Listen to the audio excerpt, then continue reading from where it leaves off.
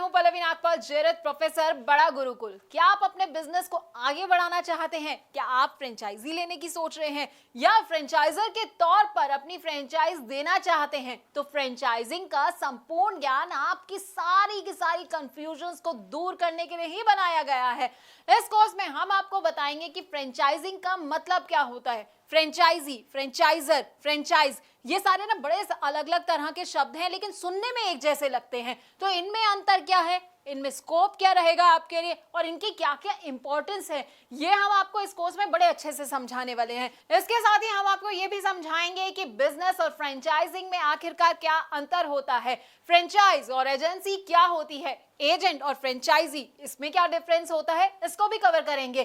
Franchise business से franchise और franchisor को आखिरकार क्या क्या फायदे होते हैं और उससे जुड़े क्या क्या रिस्क होते हैं। अरे भाई, फायदे जान रहे हैं तो रिस्क के बारे में भी तो जानना बड़ा जरूरी हो जाता है, तो हम आपको ये भी समझाएंगे। अब अलग अलग तरह के ना फ्रेंचाइज मॉडल होते हैं जो कि लोगों को पता नहीं होते हैं, तो आपके लिए कौन सा मॉडल सही रहने वाला है, फोको, फोफो, कोको, कोफो, अब इन सब के बारे में भी हम आपको बताएंगे। हम इनके फायदे तो आपको बताएंगे, साथ ही साथ ना इनके नुकसान भी आपको बताएंगे। अब सही फ्रेंचाइज बिजनेस चूज करते वक्त किन किन बातों का आपको ख्याल रखना चाहिए और फ्रेंचाइज बिजनेस से जुड़े कौन कौन से लीगल इश्यूज होते हैं, इसकी पूरी जानकारी भी हम आपको देंगे।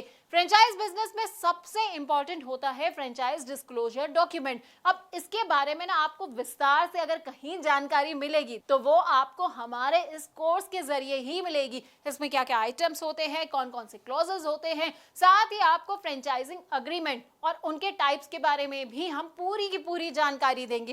देखिए, फ्रेंचाइज बिजनेस को इवैल्यूएट करने का ना एक अलग क्राइटेरिया होता है, तो वो क्राइटेरिया क्या होता है ये हम आपको बताने वाले हैं।